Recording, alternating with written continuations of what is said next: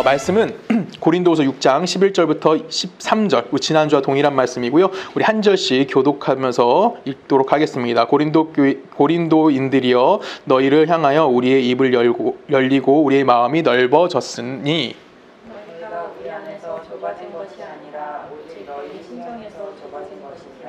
내가 자녀들에게 말하듯 하노니 보답하는 것으로 너희도 마음을 넓히라. 아멘. 함께 기도합니다. 하나님 감사합니다. 하나님의 은혜와 하나님의 사랑 안에 우리가 살아있음을 다시 한번 고백합니다. 이 시간 이제 말씀 들을 때 전하는 자 듣는 자보다 겸손케 하여 주시고 주의 은혜 안에 기쁨의 시간이 되어 돌아갈 수 있는 복된 시간 되게 하실 걸 믿사오며 살아계신 예수님의 이름으로 감사하며 기도했습니다. 아멘. 오늘은 설교 제목부터 참 마음에 안 드실 수도 있습니다. 설교 제목부터 약간 민감한 주제를 좀 다루려고 해요. 그러니까 보통 일반 성도들이 좋아하지 않는 주제고요. 목사님들도 꽤 꺼리는 그 주제가 뭐냐면 바로 목사와 성도의 관계성에 관련된 이야기를 하려고 합니다. 그래서 하나님의 일을 맡은, 교회 안에서 하나님의 일을 맡은 목자라고 할 수 있는 목사들을 비롯한 이 사람들과 성도들 간에 어떤 관계를 맺어야 하는지 이 부분에 대해서 여러분들 함께 꼭 오해 없이 좀 들어주셨으면 하는 마음이 있고요. 특별히 이건 제가 개인적으로 여러분들이 하는 이야기가 아니라 제가 오늘 개인 부탁을 했는데 부분이 이게 딱 애매하게 걸렸어요. 그래서 정말 너무 이 개인 부탁을 해야 되나 말아야 되나 고민했는데 어쩔 수 없어요. 해야 되는 상황이기도 했고 그래서 어쩔 수 없지만 개인적으로 여러분들에게 막 그렇게 막 부담 가져라라고 이야기하는 건 아닙니다. 근데 어쩔 수 없이 우리가 성경을 계속 읽다 보니까 그 부분이 나온 거고 이 부분에 대해서 조성은 한 사람의 그 개인적인 발언이라고 생각하지 마시고 하나님이 우리에게 주시는 마음이라고 생각하시면 좋겠고 또 하나님이 우리에게 주시는 지혜라고 생각했으면 하는 마음이 있습니다. 먼저 고린도 전후서는 바울이 고린도 교회를 향해서 쓴 내용입니다. 이유는 간단해요. 그 교회가 문제가 있었고 성도들을 향한 그 목자의 마음으로 뭐 한 거예요? 그들에게 뭔가 내용을 전달했고 그들이 회복되기를 원하는 내용을 가지고 있었던 것이 뭐냐면 바로 고린도 전후서에 가지고 있는 기본적인 내용들입니다. 왜냐하면 끊임없이 바울 같은 경우는 끊임없이 그들을 사랑합니다. 근데 그 사랑을 받은 고린도 교회의 성도들은 끊임없이 누굴 의심하게 되냐면 바울의 사도권에 대해서 의심을 하게 됩니다. 그래서 바울은 내가 사도로서의 정당성을 유지하고 있을 뿐만 아니라 너희를 향한 나의 마음은 변함이 없다라는 내용을 끊임없이 우리들에게 이야기해주고 있는 거고요. 그 내용의 연장선상에서 오늘 목회자와 그리고 성도 간에 어떤 일이 있어야 되는지 그리고 왜 목회자가 성도에 대해 의심을 할 수밖에 없고 성도는 또 왜 그 목회자에 대해서 의심할 수밖에 없는 이런 마음이 있는지 그런 거에 대해서 우리가 함께 좀 고민을 좀 해봤으면 하는 마음이 있습니다. 특별히 바울은 기도하는 마음으로 아마 이 본문을 썼을 것 같아요. 13절 제가 다시 한번 읽을게요. 내가 자녀에게 말하듯 하노니 라고 말합니다. 그럼 바울이 지금 자녀에게 이야기했다라는 것은 무슨 얘기일까요?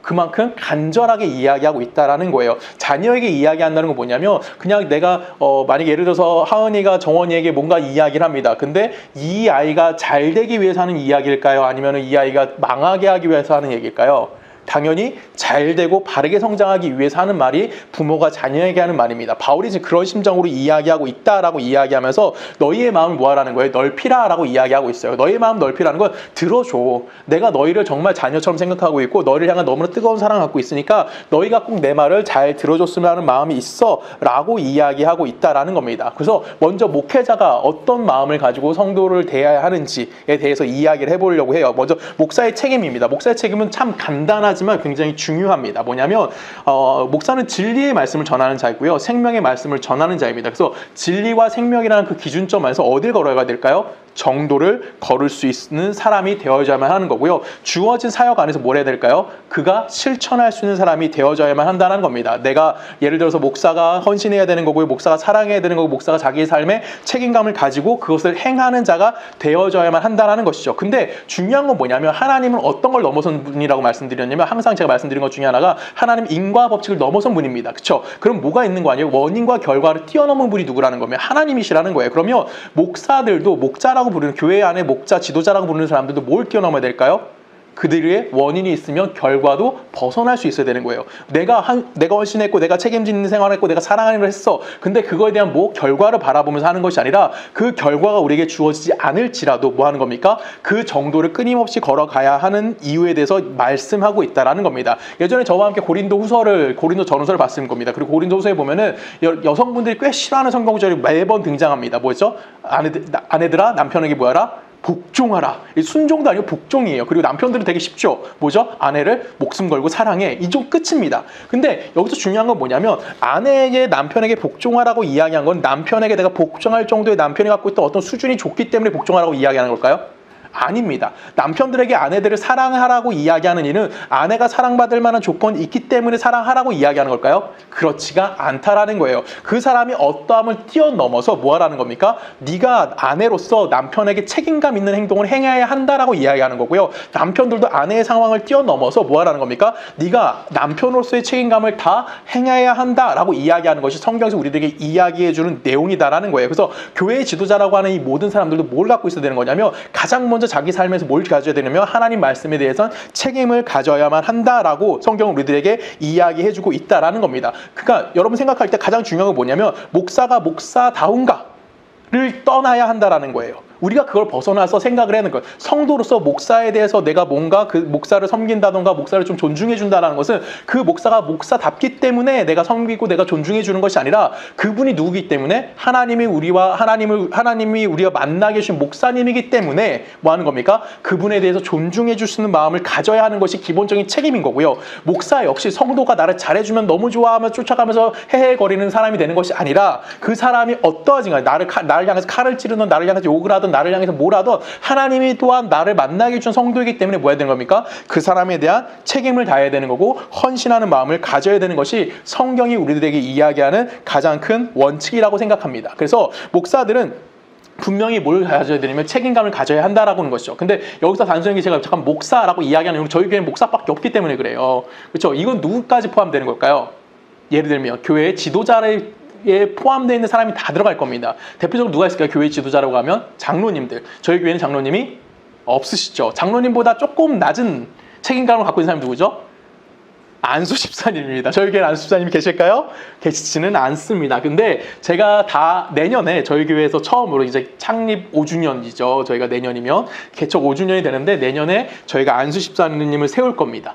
그래서 내년에 저희 교회 1호 안수 집사님이 세워질 거고요. 또 그분이 언제 세워질지는 모르겠어요. 지방회랑 이야기를 해야 되는 거고 그분 시간도 맞춰야 되는 일이기 때문에 뭐 언제가 될지 내년 안에 이제 안수를 주려고 합니다. 여러분은 다 서리 집사라고 해요. 우리는 서리 집사는 매년 임명직입니다.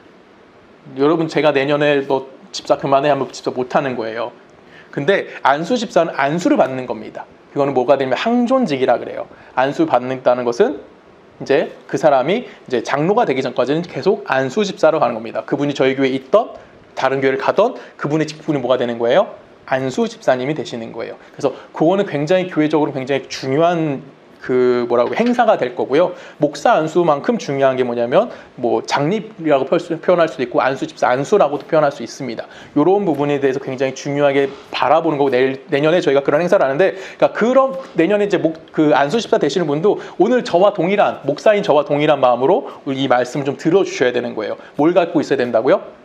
책임입니다. 무슨 책임이에요? 하나님이 나를 세워주셨다는 책임감을 가지고 그 일에 대해서 뭐 해야 되는 거예요? 교회를 사랑하는 것을 헌신할 수 있는 사람이 되어져야만 한다라고 성경 우리들에게 이야기하는 겁니다. 왜 그럴까요? 끊임없이 성도는 변화될 수 있습니다. 근데 하나님의 지도자로 세움받은 그 사람들은 뭐 해야 되는 걸까요? 그 변화되는 그 어떤 것 때문에 흔들리는 것이 아니라 끊임없이 하나님 앞에 뭐 해야 돼요? 정도를 걸어갈 수 있는 사람이 되어야 되는 겁니다. 그 정도는 하나님의 말씀의 진리의 말씀까지 살아있어야 되는 거고요. 그 사람이 뭘도 해야 되는 걸까요? 생명의 말씀을 붙들고 있는 삶을 살아야 하는 거예요. 그 사람의 삶이 좋던 그 사람의 삶의 형편이 나쁘던 그 사람이 있는 그 위치에서 뭐 해야 되는 걸까요? 최선의 노력을 다하면서 뭐 하는 사람이 되어야 되는 거예요? 하나님의 나라와 하나님의 의를 구할 수 있는 자가 되어야 되는 거고 그것이 누구에게 본이 되어야 되는 걸까요?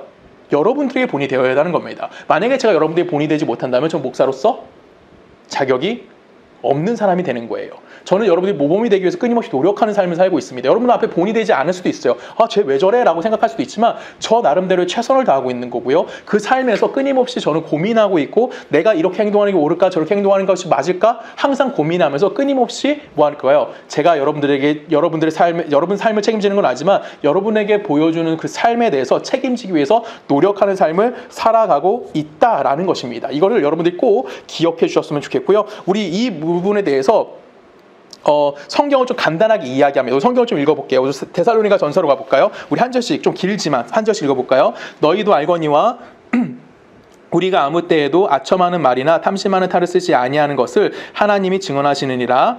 또한 우리는 너희에게서든지 다른 이에게서든지 사람에게서는 영광을 구하지 아니하였으나 우리는 그리스도의 사도로서 마땅히 권위를 주장할 수 있으나 도리어 너희 가운데 유순한 자가 되어 유모가 자기 자녀를 기름과 같이 하였으니 우리가 이같이 너희를 사모하여 하나님의 복음뿐 아니라 우리에게 목숨까지도 너희에게 주기를 기뻐하매 너희가 우리의 사랑하는 자들이라. 형제들아 우리의 수고와 애쓴 것을 너희가 기억하리니 너희 아무에게도 폐를 끼치지 아니하려고 밤낮으로 일하면서 너희에게 하나님의 복음을 전하였노라. 우리가 너희 믿는 자들을 향하여 어떻게 거룩하고 옳고 흠없이 행하려는지에 대하여 너희가 증인이요 하나님도 그러하시도다. 너희가 아는 바와 같이 우리가 각 사람에게 아버지가 자기 자녀에게 하듯 권면하며 위로하고 경계하노니 이는 너희를 부르사 자기 나라와 영광에 이르게 하시는 하나님께 합당히 하게 하려. 아멘. 자, 여러분 내용 다 눈으로 보이시죠? 바울이 지금 뭐라고 얘기하고 있어요? 내가 너에게 본이 되기 위해서 뭐 했어? 노력했어. 나 내게 주어진 직분에 책임감을 다했어. 이 말을 끊임없이 하고 있다라는 겁니다. 하나님 앞에 내가 부름받은 자고 하나님 앞에 내가 목사든 장로든 뭐 안수집사든 이런 일을 받은 것은 여러분에게 보상받기 위해서라고 이야기합니까? 그렇게 이야기하고 있지 않아요. 그렇죠? 형제들아, 9절에 보면 이렇게 표현하죠. 형제들아 우리의 수고와 애쓴 것을 너희가 기억하리라 라고 이야기합니다. 무슨 의미예요? 나 열심히 했고 너에게 손 벌리지 않았어. 그 얘기를 하고 있는 겁니다. 그렇지만 내가 복음을 전하기 위해서 하나님의 말씀 바로 전하기 위해서 나는 끊임없이 뭐 했다? 노력하는 삶을 살았다. 내 삶의 책임지는 삶을 살았기 때문에 내가 너희들이 뭐 하는 거야? 강권하는 거야. 왜? 내가 너희를 사랑하고 있기 때문에, 내가 너에게 복음을 전하고 있기 때문에, 하나님의 은혜와 하나님의 긍휼하심을 여김 받았기 때문에 내가 너희를 뭐 하는 거야? 그 사랑 받은 것을 가지고 너에게 강권하고 있는 거야. 너희 역시 그런 삶을 살아야 함에 대해서 끊임없이 보여주기 위해서 나 역시 뭐 하고 있어? 그 삶을 살아가기 위해서 노력하고 있어 라고 이야기하고 있다는 겁니다. 이것이 누구의 상이에요? 우리가 바라봐야 되는 목사의 상이라는 것을 여러분들이 꼭 기억하시면 좋겠습니다. 그래서 누군가가 목사나 아니면 교회 중직자라고 이야기하는 것은 누군가로부터 내가 어떤 보상을 받기 위해서 노력하는 삶을 살아가는 것이 아니라 하나님 앞에 내가 서 있다라는 것을 끊임없이 기억하면서 누구 앞에 서 있는 겁니까? 세상 사람들 앞에, 쉽게 말하면 교인들 앞에 내가 서 있다라는 것을 꼭 기억해야 되는 거고, 그 삶에서 뭐 하는 자가 되어야 되는 거예요? 책임감을 가진 삶을 살아낼 수 있는 자가 되어야만 한다는 겁니다. 이제 좀 길게 얘기하겠습니다. 제 얘기는 끝났고요. 여러분들이 이야기를 좀 해볼게요. 우리 양떼들이라고 표현될 수 있는 그런 성도들은 과연 어떤 삶을 살아야 되는지 우리가 에베소 말씀을 통해서 좀 살펴보겠습니다. 에베소 1장 가볼까요? 15절부터 한 절씩 읽어볼게요. 이로 말미암아 주 예수 안에서 너희의 믿음과 모든 성도를 향한 사랑을 나도 듣고 내가 기도할 때 기억하며 너희로 말미암아 감사하기를 그치지 아니하고 우리 주 예수 그리스도의 하나님 아버지 영광의 아버지께서 지혜와 계시의 영을 너희에게 주사 하나님을 알게 하시고 너희 마음의 눈을 밝히사 그의 부르심의 소망이 무엇이며 성도 안에서 그 기업의 영광의 풍성함이 무엇이며 그의 힘의 위력으로 역사하심을 따라 믿는 우리에게 베푸신 능력의 지극히 크심이 어떠한 것을 너희로 알게 하시기를 구하노라 라고 합니다. 자, 여기는 지금 바울이 여러분들 하는 이야기는 뭘까요? 에베소에서 성도들은 어떤 삶을 살아야 된다고 생각할까요? 지금 뭘 하길 원한대요? 바울은 하나님을 알게 원한다라고 이야기하고 있습니다. 즉 성도들이 해야 되는 가장 중요한 일은, 우선 우리는 보통 목사님들을 하면 굉장히 우리가 잘 섬겨야 된다고 생각하는 경향이 많습니다. 맞습니다. 여러분, 목사가 필요한, 근데 중요한 건 뭐냐면 목사가 필요한 이유가 무엇이냐라는 것이죠. 목사가 여러분 왜 필요할까요? 목사가 필요한 이유는 여러분들에게 뭘 가르치는 거예요? 하나님의 사람으로서, 즉 성도로서 내가 부합된 삶을 살아가고 있느냐라는 것을 질문하기 위해서 목사가 존재하는 거예요. 그렇기 때문에 성도는 거룩해져야 되고 뭐 해야 되는 겁니까? 주님을 닮은 삶을 살아가도록 변화되기 위해서 있어야 되는 것이 누구예요? 목사인 거고요. 목사가 받을 수 있는 가장 큰 보상이 뭘까요? 그런 성도의 삶을 볼 수 있는 겁니다. 근데 현실적으로 목사에게 잘하는 것은 하나님께 잘하는 것이다, 이런 말이 분명히 한국 교회는 존재합니다. 그래서 옛날 어르신들은 뭐 했죠? 목사님은 하나님화 해서 정말 잘 받들었어요. 그렇죠? 목사님 생일이다, 목사님 어디 여행 가신다, 목사님 뭐 하신다 하며 성도님들이 온 힘을 다해서 목사님을 위해서 뭐 했죠? 엄청나게 협력했고 섬겼다라는 모습이 있다라는 겁니다. 근데 중요한 건 뭘까요? 목사에게 잘하는 것은 어떻게 하는 걸까요? 목사에게 막 그 목사의 배를 불려주는 걸까요? 아닙니다. 목사에게 배운 대로 뭐 하는 거예요? 잘 살아가시는 겁니다. 그거를 목사에게 보여주면 되는 거예요. 제가 여러분들에게 제 생일, 그 다음에 명절, 뭐 이렇게 그 다음에 또 뭐 있죠? 뭐 스승의 날 선물하지 말라고 했습니다. 그렇죠? 그리고 저는 정말 제 생일을 여러분들에게 챙기지 말라고 끊임없이 이야기를 하고요. 명절날도 선물 보내지 말라고 이야기합니다. 제가 선물 받는 걸 싫어해서 그럴까요? 아니에요. 나 선물 받는 거 엄청 좋아해요. 되게 가끔 서운할 때도 있어요. 아, 이 새끼들 아무것도 안 주네? 라고 할 때도 있어요, 솔직히. 그 친구 목사님들 만나면 그 얘기도, 나 개척했는데 우리 교회들이 아무것도 안 준다? 아씨, 막 이렇게도 얘기합니다. 솔직한 심정이에요, 이거는. 근데 제가 여러분들에게 선물을 하지 말란 이유가 뭘까요? 여러분들에게 어떠한 탈출구? 아니면 어디 여러분 숨을 수 있는 어떤 그런 공간을 마련해 도피처 같은 걸 생길까봐 그게 무섭기 때문에 여러분들에게 저를 섬기지 말라라고 이야기하는 겁니다. 여러분, 그리스도인이라는 것은 목사에게 배웠다는 것은 목사를 잘 섬기기 위해서 배운 것이 아니라 목사에게 배운 걸 가지고 내가 그리스도인의 삶을 살아가기 위해서예요. 근데 우리가 자꾸만 잘못 생각하는 게 뭐냐면 내가 목사님을 이만큼 섬겼으니까 성도로서 해야 될 모든 책임을 다 했다라는 어떤 도피처를 만들까봐 제가 여러분들에게 저를 섬기지 말라라고 더 간곡하게 이야기하는 것도 있습니다. 왜냐면 우리는 아직 어려요, 신앙이. 우리 신앙이 엄청 깊다고 저는 생각하지 않습니다. 어린 신앙에서 분명히 신앙의 도피처가 필요할 때가 있어요. 그래서 어떤 거 내가 이건 했어. 그러면 이 정도 했으니까 괜찮아. 라고 뭔가 생각하는 그 순간 우리는 뭐와 타협하기 시작하는 거냐면 시간과 타협하기 시작하게 되는 거예요. 그렇게 되면 내 신앙은 어떻게 될까요? 그 자리에 멈출 수밖에 없는 겁니다. 그래서 여러분들에게 저에게 선물을 주지 말라고 했던 가장 중요한 이유가 바로 그거에 있는 거예요. 뭐냐면 여러분 삶에 도피처를 만들어주고 싶지 않았다는 거예요. 나 조성원 목사 섬겼어. 난 너무 땡큐하지. 조성은 입장에서 너무 좋아요. 근데 목사의 입장에서는요. 하나도 좋지 않다라는 겁니다. 그래서 여러분들이 해야 될 가장 중요한 거는 지금처럼 여러분들이 할 수 있는 최선을 다해서 삶을 살아가셨으면 좋겠어요. 저희 교회 한 자매님이 최근에 이제 주일날 일하시는 사람 일을 잡을 가주셨어요. 그때 그분이 저한테 전화해가지고 이런 고민을 했어요. 목사님, 제가 주일날 예배를 가기 위해서 이제 이야기를 해가지고 이제 평일날 좀 더 많이 일하고 주일은 쉴까 합니다라고 이야기했어요. 그러면 그 사람이 평일날 일하게 되면 어떻게 되는 걸까요? 다른 사람이 주일날 가서 일해야 되는 거예요. 그래서 그 자매가 저한테 처음으로 얘기했던 게 뭐냐면 주일날 제가 예배하는 마음으로 가서 우선 일할게요 했어요. 그럼 저는 그 자매에 동일하게 얘기했습니다. 너 기도하는 마음으로 가서 예배하는 마음으로 가서 일해. 그것이 예배하는 삶인 거고 예배하기 가장 아름다운 예배의 모습이야 라고 이야기했어. 그랬더니 그 자매가 그렇게 하겠다라고 이야기했어. 마음 편하게 자기가 그렇게 가서 예배하겠다라고 이야기했습니다. 저는 우리가 살아가야 되는 삶, 저에게 보여줘야 되는 여러분의 삶은 바로 이것이라고 생각해요. 제가 지난주에도 정원이 아빠 얘기를 잠깐 했어요. 예배 시간에 정말 짧게 했거든요. 저는 정원이 아빠가 정말 예배하는 삶을 살고 있다고 생각합니다. 저는 하나님도 누군지 모르고 예수님도 누군지 모르는 사람입니다. 근데 결혼할 때 약속한 게 딱 하나 있었대요. 주일 예배 때, 그거를 지키기 위해서 지금도 고생하고 있는 거예요. 주일날 지금 얼마나 집에서 지금 이 좋은 날 침대에 누워있으면 얼마나 편하겠어요. 그럼에도 불구하고 이 자리에 와 있는 것, 스스로에게 뭘 갖고 있는 거죠? 책임감 갖는 삶을 살고 있는 겁니다. 저는 이런 삶을 보여주는 게 저에 대한 가장 큰 보답이 아닐까라는 생각을 합니다. 그래서 여러분들이 해야 되는 가장 큰 신앙인으로서의 책임감은 무엇이냐면 목사에게 배웠다면 또한 교회 지도자들에게 배웠다면 그걸 뭐하는 삶을 살아야 되는 거예요? 실천하는 삶을 우리들에게 보여주어야만 한다라는 겁니다. 제가 여러분들과 예전에는 좀 많이 친하게 지내려고 노력을 했어요. 근데 개척한 이후부터 여러분들과 좀 친하게 지내지 않고 약간 거리를 두고 있습니다.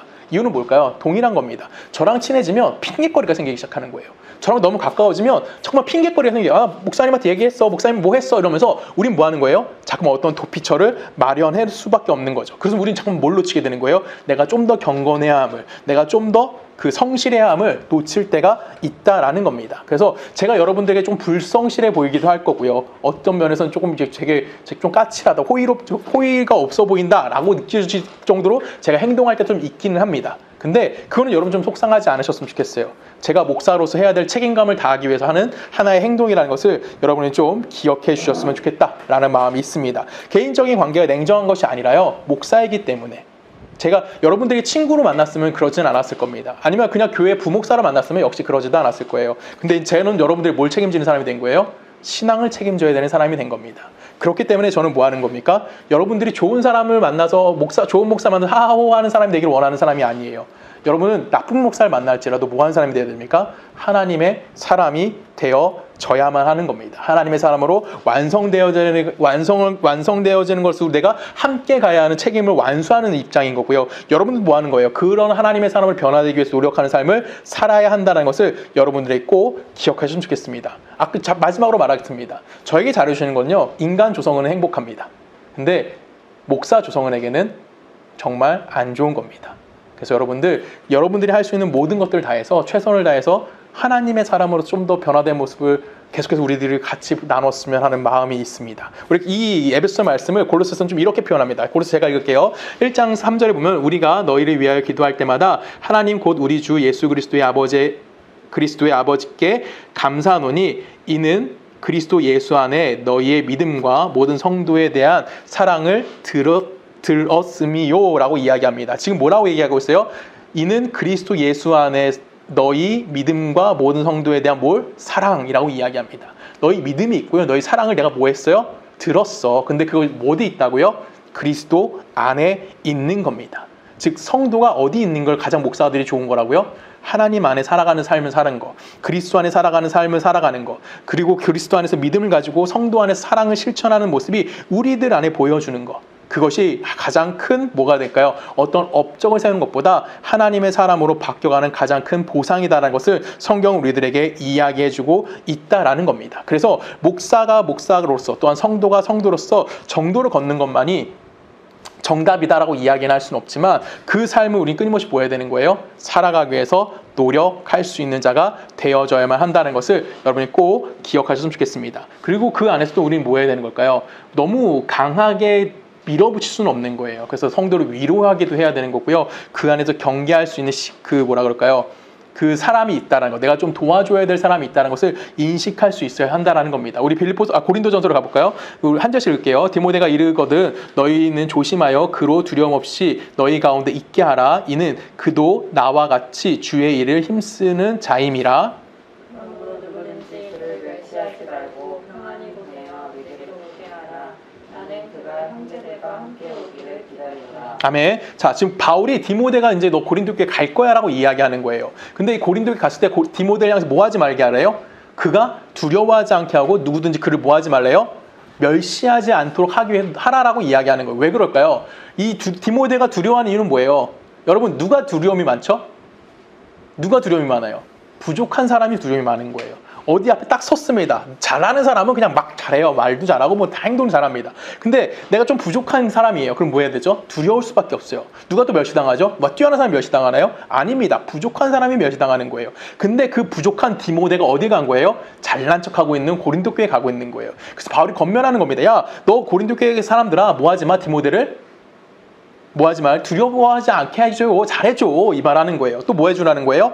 그를 멸시하지 말아줘. 왜 그럴까요? 누구든지 부족하다라는 거예요. 누구든지 부족함이 있기 때문에 그 사람의 약한 점, 그 사람의 약점을 들춰내지 말아야 함에 대해서 우리들에게 이야기하고 있다라는 겁니다. 좀 생각해 볼게요. 여러분, 예수를 믿는다고 해서 우리가 완벽해질까요?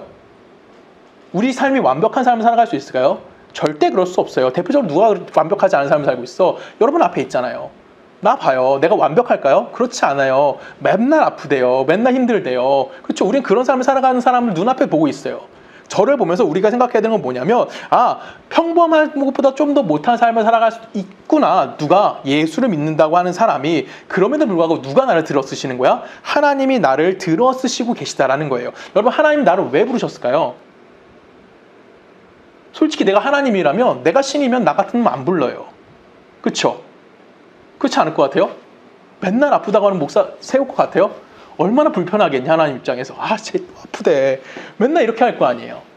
이게 정말 개인적으로 그렇지 않아요? 좀 건강한 놈, 좀 괜찮은 놈 세워서 맨날 뭐 설교 되게 잘하고 막 이러면 너무 땡큐하잖아. 근데 그렇지 않고 골골거리는 놈을 세워놨어요. 그럼 하나님 입장은 왜 그럴까요? 내가 생각해도 이해가 안 가요. 이건 누가 일하시는 방법일까요? 하나님이 일하시는 방법인 거고요. 이건 우린 뭐라고 얘기하냐면 하나님의 일하심의 비밀이라고 얘기하는 거고, 이걸 또 우린 또 우리에게 너무 익숙한 단어가 있죠. 무슨 단어로 얘기하죠? 은혜다라고 이야기하는 겁니다. 나는 하나님의 은혜를 받은 자이기 때문에 여러분 앞에 설 수 있는 거고요. 내가 왜 목사하는지, 내가 지금 이 자리에 왜 서 있는지 솔직히 난 모르겠어요. 하나님 나에게 왜 이런 일을 맡기셨는지 솔직히 모르겠습니다. 근데 가장 확신할 수 있는 건 뭐예요? 하나님 나에게 이 일을 맡기셨기 때문에 나는 이 자리에서 지금 여러분들 뭐 하고 있어요? 만나고 있는 중이라는 겁니다. 이거는 변하지 않는 사실이라는 거죠. 그래서 하나님 나에게 일을 맡겨주셨기 때문에 난 이 일에 뭐 하는 자가 되는 거예요? 최선을 다하는 자가 되어져야만 한다라는 겁니다. 여러분, 우리는 다행히도 우리에게 주어진 현실 속에서 대부분은 만족하면서 살아가고 있어요. 그렇죠? 그게 크게 여러분 인생에서 나 너무 불만족해, 내가 너무 힘들어 이렇게 하면서 살지는 않습니다. 대부분의 사람들은. 그렇죠? 대부분은 만족하면서 삽니다. 그러면서 우리는 그냥 여기서 그냥 이 정도면 됐어 라는 마음을 살아갈 때 너무나 많아요. 근데 여러분 잘 생각해 볼까요? 여러분들이 이렇게 삶을 살아가는 것을 결정을 하는 것에 있어서 여러분이 할 수 있는 결정권이 뭐가 있을까요? 내가 지금 이만큼 살아왔어요. 지금 내가 30몇 년을 살았다고 칩시다. 나는 45년을 살아오고 있지만 내가 45년의 세월을 살아오면서 내가 결정해서 완벽하게 만들어낸 결과물을 만들어낸 게 지금의 나라라는 결과를 만들어냈을까요? 우선 우리는 가장 중요한 결정을 못해요. 지금 내가 할 수 있는 가장 큰 결정은 뭘 할 수 있냐면 예배 마치고 내가 서브웨이를 가냐 아니면 얘가 예배 마치고 다른 걸 먹느냐 이거예요. 이 결정은 내가 할 수 있어요. 근데 여러분 내가 태어날 때 내 부모를 내가 선택할 수 있나요? 없어요. 내가 태어날 나라를 결정할 수 있나요? 없어요. 내가 조선시대에 태어날지 아니면 일제강점기에 태어날지 아니면 현대에 태어날지 아니면 내가 정말 고석시대에 태어날지 고조선시대에 태어날지 이거는 내가 결정할 수 있나요? 없는 거예요. 그렇죠? 우리는 이런 중요한 것을 절대 결정할 수가 없는 사람들이라는 겁니다. 우리는 대부분 그렇게 살아가고 있어요. 그래서 목사가 되겠다라고 선택해서 목사가 되는 사람이 과연 몇 명이나 될까요? 솔직히 제 보기에는 5%도 안 됩니다. 나머지 95% 이상이 되는 분들은 뭐 할까요? 목사가 되지 않겠다고 생각하면서 살아왔던 사람들이에요. 근데 어느 날 갑자기 하나님 앞에 멱살 끌려서 어디 있는 거예요? 목사의 자리에 서 있는 거예요. 우린 그걸 예쁜 말로 은혜 받았다라는 표현을 쓰는 것 뿐이에요. 솔직히 내가 목사 되고 싶어, 목사 안 되면 죽을 거야, 이렇게 하면서 목사의 신학 공부하고 이런 사람들 솔직히 없습니다. 저는 어땠을까요? 저는 그냥 어릴 때부터 목사가 되고 싶었던 놈이었어요. 근데 꿈이 없었어요. 솔직히 말하면. 그냥 당연히 목사가 되겠지 하라고 생각했던 사람이었습니다. 그러기에 하나님께 나 목사를 만들기 위해서 얼마나 많은 고생을 시킨지 아십니까? 정말 내가 중간에 때려주고 싶은 생각이 얼마나 많은지 아실까요? 모르실 거예요, 여러분. 제가 20살 때부터 전도사를 시작했거든요. 여러분, 옛날에 제가 전도사 처음 시작할 때 그 정강이 맞으면서 일한 거 모르시죠? 목사님들한테. 그거밖에 못해! 정말로요. 밤새 일하고 그것밖에 못해? 그러면서 맨날 맞았습니다. 그렇게 시작을 했어요. 근데 중간에 그 20살 혈기왕성할 때 그만두고 싶은 생각이 있었을까 없었을까요? 그만두지. 돈도 별로 안 되는 거. 그런 생각도 했을 거예요. 제가 멕시코 갔을 때도 그만둘 생각도 몇 번 했었고요. 저도 이런 경험을 끊임없이 합니다. 그런데도 불구하고 지금 어디까지 와 있는 거예요? 그 힘들다는 개척의 현장까지 와서 지금 이 일을 하고 있는 거예요. 왜? 하나님 나에게 맡겨주신다는 것을 알기 때문에. 이건 내가 하고 싶어서 하는 일이 아니라 이게 내게 주어진 책임감인 거고 내게 주어진 일이라는 것을 알고 있다라는 거예요. 뭘 알고 있는 거야? 하나님과 성도 사이에 하나님의 마이크로 날 사용하고 계시다는 걸 알고 있는 거예요. 내가 능력이 있기 때문에 내가 대단하기 때문에 하나님 날 여기 자리에 세우는 것이 아니라 하나님이 여러분들에게 당신의 말씀을 증거하기 위해서 공부한 놈 세우는 것뿐이라는 거예요. 그리고 저는 그 일을 하기 위해서 지금 이 자리에 서 있다라는 겁니다. 그걸 여러분들이 잊지 않으셨으면 좋겠어요. 우리 계속 고린도전서 말씀 읽어볼까요? 16장 10절 15절 우리 한 절씩 읽을까요? 형제들아 스데바나의 집에 곧 아가의 첫 열매요 또 성도 섬기기를 작정한 줄을 너희가 아는 자라 내가 너희를 권하노니 이 같은 사람들과 또 함께 일하며 수고하는 모든 사람에게 순종하라. 자, 뭐 하래요? 수고하는 모든 사람에게 순종하래요. 이건 뭘까요? 간단하게 말하면 목사 말 잘 뭐해라? 잘 들어라. 이 얘기하는 거고요. 계속 읽어봅니다. 내가 스데바냐와 부드나도와 아가 이고가 온 것을 기뻐하노니 그들이 너희의 부족한 것을 채웠음이라. 그들이 너와 너희 마음을 시원하게 하였으니 그러므로 너희는 이런 사람들을 알아주라. 뭐 하래요? 목사들 좀 알아줘. 이 얘기하는 거예요. 그러니까 쉽게 말하면 뭐 하는 걸까요? 그냥 목사 좀 위로 좀 잘해줘. 라고 이야기하는 겁니다. 성도의 역할 중에 하나가 교회와 목사를 향한 성도의 역할 중에 하나가 바로 목사를 향한 뭐라 그럴까요? 그 위로함이 좀 있어야 되지 않을까라고 생각이 듭니다. 왜 그러냐면 여러분 이 복종이라는 단어는 좀 듣기가 좀 거북하지만 이건 그냥 쉽게 말하면 간단하면 좀 품어주란 얘기예요. 이게 뭐냐면 설교할 때 솔직히 말씀드릴게요. 제가 설교할 때 창피할까요? 창피하지 않을까요? 창피해? 그럴 것 같아요. 그쵸? 창피합니다. 왜 창피할까요? 잘 못하잖아요. 엄청 잘하진 않잖아요. 대충 그냥 어느 정도 수준이다 라고는 할 수 있지만 제가 막 엄청 막 뛰어나게 설교하는 사람은 아니잖아요. 그렇다고 해. 그 정도도 아니야? 저 핫발이야? 저 밑에 있니? 그치. 난 오늘 알았거든요. 목사님 피곤해 보여요. 그 뜻을. 중요한 건 뭐냐면 그래서 여러분들이 저를 위로해주는 가장 쉬운 건 뭐냐면 목사님 설교 괜찮았어요. 그 정도면 된다라는 거예요. 무슨 말인지 알겠죠? 위로가 필요하다는 겁니다. 왜 그럴까요? 목사가 완벽하지가 않거든요. 내가 설교 준비를 한다고 할지라도 이게 얼마나만큼 잘하겠어요. 내가 뭐 정말 그 기라성 같은 목사님들 흉내를 낼 수 있을까요? 절대 그럴 수 없거든요. 그분들이 갖고 있는 연륜과 그들이 갖고 있는 신앙의 깊이는 감히 저 같은 놈이 쫓아갈 수가 없어요. 그래서 제가 그 정도의 깊이는 낼 수는 없지만 저는 최선을 다해서 하는 겁니다. 그러면 뭐 실수할 수도 있고 잘못할 수도 있어요. 여러분 아시다시피 성경 아직도 잘 못 읽잖아. 이럴 때마다 창피해 죽겠어요. 그럼에도 불구하고 여러분들 집에 갔을 때 뭐 하는 거예요? 목사님 어깨 탁 치면서 괜찮았어요. 이렇게라도 뭐 해주라는 거예요? 위로가 필요하다는 겁니다. 왜 그럴까요? 목사도 역시 뭐 하지 못했기 때문에 완벽한 사람이 아니기 때문에 그렇다는 겁니다. 이거는 역으로 생각할 수 있는 거예요. 목사와 단순히 여러분 성도와 목사 사이에서 이야기하는 것이 아니라 성도 사이에서 그 얘기가 필요하다는 겁니다. 쉬운 예를 하나 들어볼게요. 자, 신앙이 어린 사람이 있습니다. 이 사람이 처음부터 11조나 이런 걸 할 수 있을까요? 없을까요? 절대 할 수가 없어요. 이 사람이 교회를 다닌 지 한 3년 만에 11조를 했다고 칩시다. 그럼 대단한 거예요. 그래서 이 사람이 막 자랑하기 시작하는 거예요. 제가 교회 다닌 지 3년이 지났는데 드디어 제가 11조 할 수 있는 신앙을 가졌어요. 11조 할 때 너무 기뻐요. 라고 이야기했습니다. 그럼 어떤 반응을 보여야 될까요? 잘했네. 아유, 나는 교회 다니면서 바로 11조 했는데 너는 3년이나 걸렸어? 이렇게 하면 될까요? 안 될까요? 안 된다라는 거예요. 내가 정말 교회를 다니자마자 내가 11조를 바로 하는 정말 엄청 좋은 신앙을 갖고 있다고 치더라도 뭐라고 얘기하는 게 맞을까요? 넌 3년 만에 했어? 나 10년 넘게 걸렸는데. 그게 거짓말이라고 할지라도 뭐 하는 거예요? 그 사람의 편이 돼주라는 겁니다. 왜요? 우리는 신앙이 좀 있는 사람들이기 때문에 신앙이 어린 사람들은 뭐 하는 거예요? 그 사람들을 지켜 세워주고 그 사람들이 하나님의 은혜 안에 있다는 것을 알게 만들어주는 거예요. 서로를 격려해주는 거고요. 서로를 알아주라는 겁니다. 그 사람이 좀 부족하더라도, 그 사람이 좀 나약하더라도, 그 사람이 좀 볼잘 건 없을지라도 그 사람 인격자로 대해줘야 되는 거예요. 왜? 우리가 하나님부터 어떤 자가 받았어요? 인격자 하나님이 나를 찾아와 주셨잖아요. 각자에 맞는 신앙을 주셨고 각자의 시간에 맞춰서 하나님이 당신의 어떠하심을 우리에게 보여주셨단 말이에요. 그렇기 때문에 우리 역시 뭐 해주는 거예요? 그 사람을 하나님이 나를 인격자로 만드셨기 때문에 내가 이 사람을 볼 때, 다른 사람을 볼 때마다 뭐 하는 겁니까? 인격자로 그 사람을 대해줄 수 있어야만 한다는 겁니다. 그 사람을 기다려주는 거예요. 그 사람이 성장할 때까지 뭐 하는 겁니까? 함께 같이 가주면 되는 겁니다. 내 수준을 그 사람을 끄집어 올리는 것이 아니라 그 사람이 내 수준이 될 때까지 난 뭐 해주는 거예요? 기다려주는 거예요. 그게 누가 받은 사랑이에요? 우리가 받은 사랑이에요. 여러분 하나님 필요해서 하나님이 여러분 찾아오신 것이 아니잖아요. 하나님이 우리를 그냥 찾아왔다고요. 내가 죄인 되었을 때 하나님이 그의 아들을 죽이셨다고요. 그리고 당신의 사랑을 우리에게 확증해서 보여주셨다고요. 우리 역시 그 사랑을 받았기에 뭐 하는 거예요? 우리도 그 사람을 그렇게 대해줄 수 있어야만 한다라는 겁니다. 여러분 모든 사람은 10가지 약점이 있습니다. 10가지 약점 중에 하나는 잘하는 게 있겠죠. 어떤 사람은 말을 잘할 수 있을 거고요. 어떤 사람은 뭐 다른 걸 잘할 수 있고 요리를 잘하는 사람도 있을 거고 뭐든지 그 중에 어떤 거 하나는 잘하는 게 있을 거예요. 그럼 우리 그 사람 그 하나를 뭐 해주는 걸까요? 칭찬해 주고요. 나머지 10개의 약점은요. 보지 말라라는 겁니다. 그럼 그 약점 때문에 누구가 힘든 거예요? 내가 힘들 거예요. 내가 아플 거예요. 근데 그걸 뭐 해줄 수 있어야 되는 거예요? 우리는 견뎌주고 참아줄 수 있어야 하는 겁니다. 왜? 하나님이 그렇게 사용하기 위해서 지금 여러분들 뭐 하신 거예요? 불러주셔놨다라는 겁니다. 누군가의 약점을 들추는 사람이 되는 것이 아니라 그 사람을 격려해 주는 거고요. 그 사람을 알아주는 사람이 되어주는 거예요. 그때 우리 안에 무엇이 가득해질까요?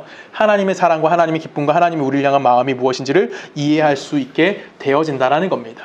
근데 우리에게 약점이 항상 있죠. 우리가 가지고 있는 병이 하나 있습니다. 뭘까요? 우리가 그만큼 약간의 그 지성인이라는 병이 있어요. 내가 조금 알고 있다. 나는 이 병이 있는데 우린 내가 조금 뭔가를 알고 있기 때문에 누군가를 판단하는 걸 너무나 쉽게 합니다. 남의 어떤 걸 판단하는 병도 갖고 있고요. 또한 남에게 나는 못할지라도 남은 완벽함을 요구하는 병도 갖고 있습니다. 또 우린 또 뭐도 하죠? 남을 비평하는 병도 하고요.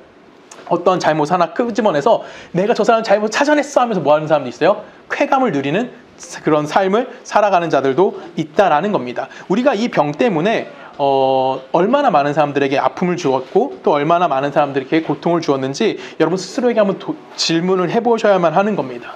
그리고 우리는 이제 그런 삶을 사는 것이 아니라 그 사람이 잘하는 거 하나를 가지고 그 사람이 뭐 하는 거예요? 격려해 줄 수 있는 사람이 되어야 되는 거고 그 사람을 알아줘 줄 수 있는 사람이 되어져야만 한다라는 것이죠. 우리 갈라디아서 말씀 마지막으로 한번 읽어보겠습니다. 갈라디아서 6장을 갑니다.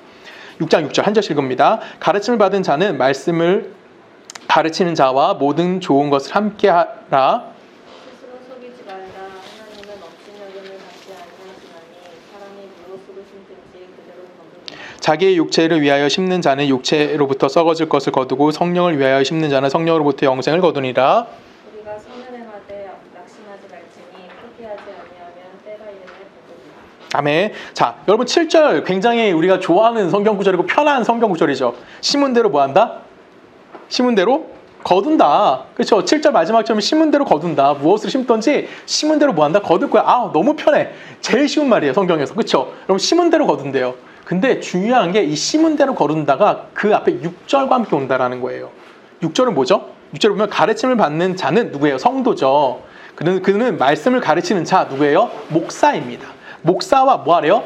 모든 좋은 것을 뭐 하라? 함께 하라. 그러면 그 함께 하라는 것은 목사에게 뭐 하라는 거예요? 내가 좋아하는 거고 목사와 함께 나눔을 통해서 그거를 심으라는 겁니다. 그리고 그것이 뭐가 된다는 거예요? 열매 맺어질 수 있다라는 거예요. 한국교회가 갖고 있는 약점 중에 하나가 한국교회가 갖고 있는 편견이라고 얘기할게요. 편견 하나 있습니다. 뭐냐면 이건 제가 예전에 있던 교회에서도 항상 교회 갈 때마다 들었던 얘기예요. 목사와 전도사는 가난해야 돼. 이 얘기를 끊임없이 듣습니다. 그 얘기를 들은 이유는 뭐냐면 배고파 봐야 뭐 한다는 거예요? 하나님 찾고요. 배고파 봐야 하나님을 뭐 한다? 하나님을 좀 더 깊이 묵상할 수 있다라고 이야기합니다. 제가 2001년인가? 2000년인가?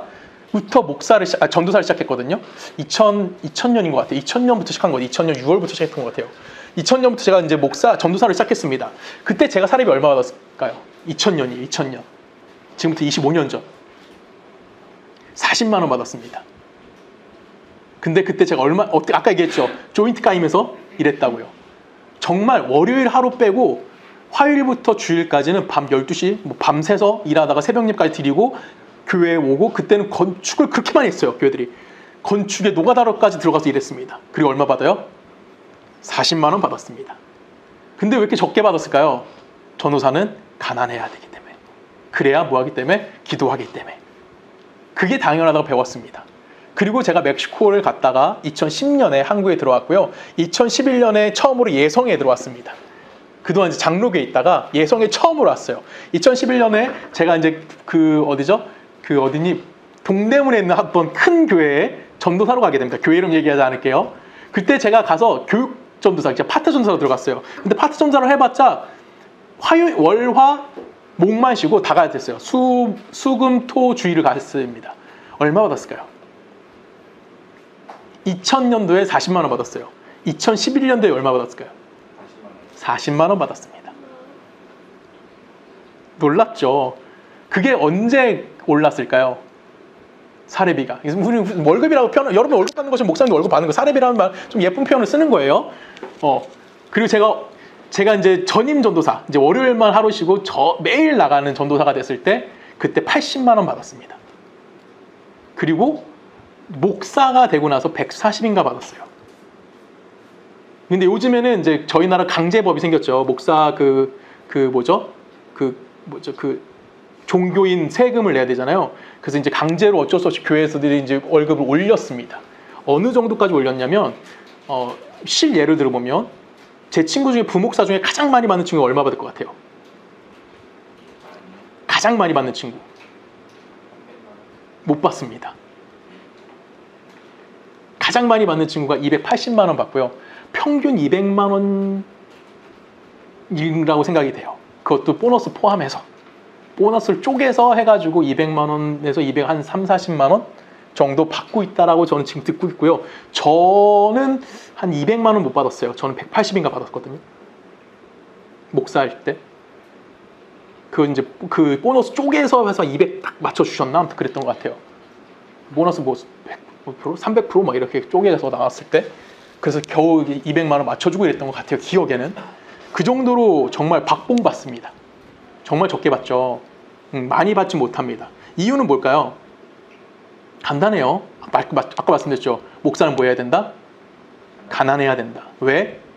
그래야 무릎 꿇는다. 그래야 하나님을 찾는다라고 이야기합니다. 그리고 저는 개척했습니다. 저는 그 사례비 얼마 받습니까? 솔직히 못 받아요. 그렇죠? 힘듭니다. 정말 열심히 노력하고 있어요. 그렇죠? 부목사로 있던 현실보다 더 못한 현실을 살아가고 있습니다. 제가 이번 주에 굉장히 안타까운 마음이 한번 되게 약간 뭐라 그럴까요? 되게 아팠던 마음이 한 번 있었어요. 뭐냐면 어느 날 그 은퇴를 저희 지방에는 할아버지 목사님들이 정말 많거든요. 저희 올해만 3분이 은퇴를 하세요. 근데 한 분은 은퇴하셨고 이제 2분이 은퇴를 더 하실 겁니다. 근데 이 2분이 교회가 굉장히 작아요. 저희 교회 수준 정도밖에 되지 않습니다. 근데 이분 중에 한 분이 이제 원래 자기가 은퇴하면서 교회를 폐쇄시키려고 하셨어요. 왜냐면 후임자가 없었기 때문에. 그리고 건물주가 목사님한테 나가라고 했대요. 그래서 이제 나가야 되는 상황이 오니까 더 이상 건물도 없고 이런 상태가 되니까 교회를 이제 없애야 되겠다, 폐쇄해야 되겠다라고 마음 먹었습니다. 근데 주인한테 건물주 전화가 왔대요. 목사님 그냥 교회 하시죠? 라고 얘기가 왔다는 거예요. 얼마나 감사해요. 그래서 그 목사님이 저한테 전화를 했어요. 목사님, 왜냐면 제가 예전에 그분한테 제 동기 한 명 소개시켜줬거든요. 은퇴를 준비하셔가지고 주변에 괜찮은 목사 있으면 소개 좀 시켜달라고 해서 그 제 동기가 그때 말씀한 동기 혹시 아직도 개척할 마음이 있는지 그 자기가 교회 계속 할 수 있으니까 여기 내가 아무것도 안 받을 테니 그냥 와서 월세 75만 원만 내고 이 교회에 한 10대 분 계신 것 같아요. 그분들이랑 같이 교회를 하는 거 어떻겠냐라고 물어보더라고요. 제가 너무 기뻐서 그 친구한테 전화를 했어요. 그 동기 목사님한테.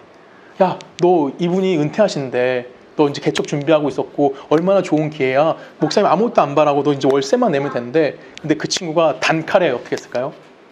거절했습니다. 뭐 각자의 사정이 있긴 할 거예요. 근데 그 친구가 이 핑계를 댔던 게 지금 부목사로 역할이 너무 바빠. 그래서 내가 개척할 수가 없어 라고 이야기하더라고요. 저는 그 말 들었는데 당연히 그쪽 친구 마음도 이해는 해야 되지만 너무 마음이 아팠습니다. 왜 그럴까요?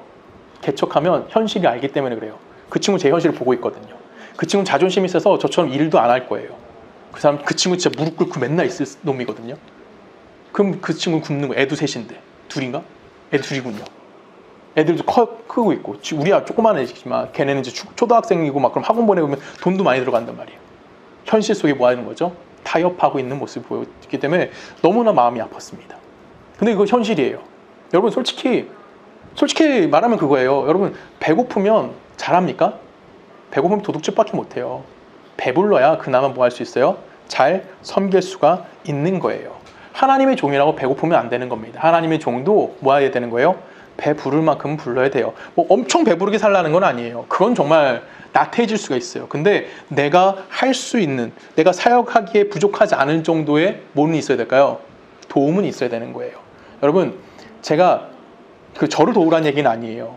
제가 우리 교회에 너무 감사한 것 중에 하나가 우리 교회 많은 금액은 아니지만 1년에 200만 원을 우리가 성결대학교에 장학금을 보내고 있어요. 여러분, 성결대학교가 학생 수가 지금 몇 명 정도 될 것 같아요? 신학생. MDB 오는, 그러니까 대학원 오는 신학생이 몇 명 정도 될 것 같습니까? 저 때 80명이었어요. 2011년도쯤에 80명이었거든요. 그때도 한 2대1, 3대1이었어요.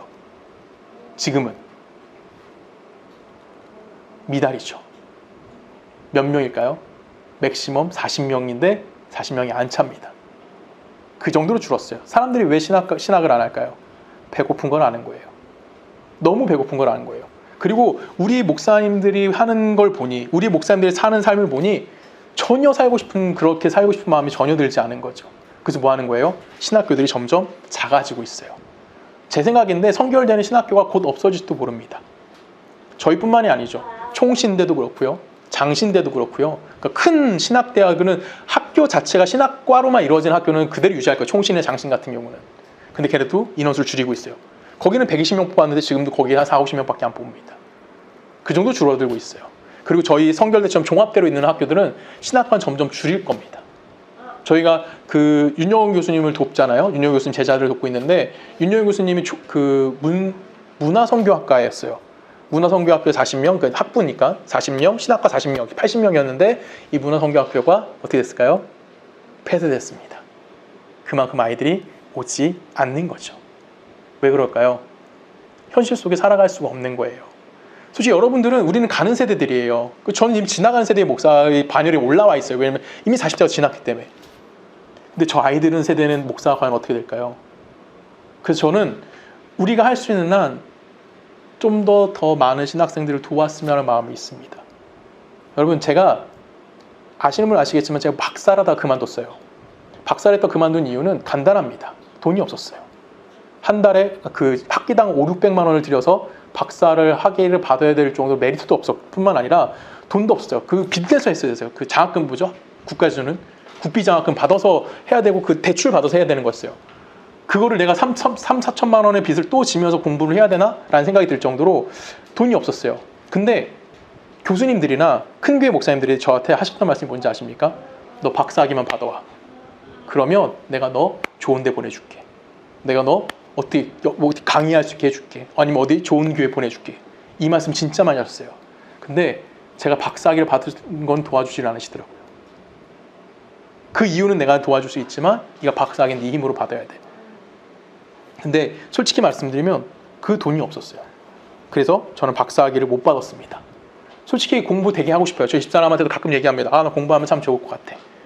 그 집사람 하라고 하죠. 국비 장학 받으면 되니까. 국비 지원 받아서 대출 받아서 하면 되니까. 근데 그게 과연 나에게 얼마나 신앙에 도움이 되냐라고 질문했을 땐 없는 것 같아요. 배고픔 앞에는 장사가 없습니다. 그리고 굶고는 정직할 수가 없는 거예요. 그래서 이 다음 세대들을 위해서 우리가 좀 더 힘을 내서, 우리는 너무 작은 교회이긴 합니다. 우리가 도와봤자 얼마나 티가 나겠어요. 근데 그렇진 않아요. 근데 우리가 도왔을 때 한 영혼이라도 건강하게 성장할 수 있다면, 여러분 이거는 뭐 실명을 거론해 주면 괜찮을 것 같아요. 저희 교회가 처음부터 장학금을 저희 교회 1호 장학금 받았던 청년이 박주성이라는 청년이었어요. 근데 이 청년이 지금은 CBS 기자라고 있습니다. CBS 같아요. CBS 기자라고 있습니다. 너무나 잘 됐죠. 그 교수님들 항상 칭찬합니다. 정말 너희들이 그때 도와서 이 친구가 월세를 냈고 이 친구 학교를 계속 다닐 수 있었고 공부를 할 수, 이 친구는 너무너무 가난한 집 목사님 아들이었거든요. 근데 우리가 매 학기마다 도와주는 그 100만 원이라는 그 돈이 이 친구한테는 생명수 같았던 거였어요. 그 친구는 어디에 가서든지 자기 삶에 대해서 강의한다던가 아니면 간증할 때마다 저희 얘기를 한다고 하더라고요. 하나님의 은혜라고 이야기하겠죠. 우리의 은혜라고 얘기하지 않을 거예요. 우리는 그런 사람들이 되어져야 한다고 생각합니다. 그래서 우리 교회가 앞으로 해야 될 일은 신령한 것을 위해서 뭐 했으면 좋겠냐면 심었으면 좋겠습니다. 언제 거둘지 모르겠어요. 지금 6절에 보면 다시 한번 볼게요. 가르침 받는 자는 말씀을 가르치는 자와 모든 좋은 것을 함께하라. 이거는 목사님 잘 섬겨, 목사님 좋은 거 사드려, 목사님 뭐 좋은 집 살게 해줘, 좋은 옷 입게 해줘, 이런 얘기가 아니라 목사 될 사람들에게 여러분들이 섬길 수 있는 만큼 섬겨주라는 겁니다. 그리고 그 삶이 우리에게 뭐가 되는 걸까요? 도전이 되는 거고요. 우리가 그들의 삶을 바라보면서 뭐가 되는 거예요? 도전받고 그 도전에 열매 맺어지는 것을 우리가 바라볼 수 있게 되어진다라는 겁니다. 오늘 약간 예민한 주제에 대해서 이야기했어요. 목사는 책임지는 삶입니다. 간단합니다. 성도는요, 위로해줘야 되고요, 섬겨줘야 되고요, 품어줘야 됩니다. 그리고 자신의 삶을 또 헌신하는 삶을 살아내야 되는 거고요. 누굴 닮은 삶을 살아야 됩니까? 하나님 예수 그리스도를 닮는 삶을 살아내야만 하는 겁니다. 저는 여러분들이 그런 삶을 살기 위해서 끊임없이 채찍질 할 거고요. 여러분들은 제가 정도로 걸어가지 못하고 있으면 저를 채찍질 하셔야 되는 겁니다. 그렇게 우리는 서로 도와주면서 하나의 교회의 모습을 이루어 가야만 하는 거예요. 서로가 서로에게 선생이 되는 거고요. 서로가 서로에게 제자가 되는 그런 모습이 우리 안에 있었으면 좋겠습니다. 그래서 서로 격려하고요, 서로 경계하는 그 삶을 살아갔으면 좋겠습니다. 그래서 하나님 안에서 신령한 것을 심어서 그 열매를 맺어보며 하나님 앞에 감사하며 영광을 드릴 수 있는 복된 교회가 되기를 주님의 이름으로 간절히 부탁드립니다. 우리 함께 기도합니다. 사랑을 많으신 하나님, 감사합니다. 주의 은혜와 주의 사랑 안에 오늘 우리가 한 자리에 모여 예배드립니다. 목사는 주어진 삶에 대해 책임을 지며 성도는 주어진 삶에서 예수 그리스도를 닮아가는 삶을 살아내야 되는 책임감이 있습니다. 하나님, 우리가 각자에게 주어진 모든 현실 속에서 하나님이 주어진 모든 시간 속에 책임감 갖는 성도가 되게 하시고 그 안에서 내가 기뻐하는 마음으로 신령한 것을 심었을 때 그 열매가 우리에게 기쁨이 되어지며 감사가 되어지며 하나님을 향한 영광이 되어질 수 있도록 우리의 삶에 함께하여 주시옵소서. 이제는 우리 주 예수 그리스도의 은혜와 성부 하나님의 사랑과 성령님의 내주되심이 하나님의 백성으로서 각자에게 주어진 모든 시간 속에 책임감을 갖고 그 책임을 수행하기를 소원하는 우리 서초동네교회 모든 성도님들의 삶과 그들의 가정과 그들의 직장과 그들이 살고 있는 모든 나라 가운데 지금 영원히 함께 하시기를 간절히 축원하옵나이다.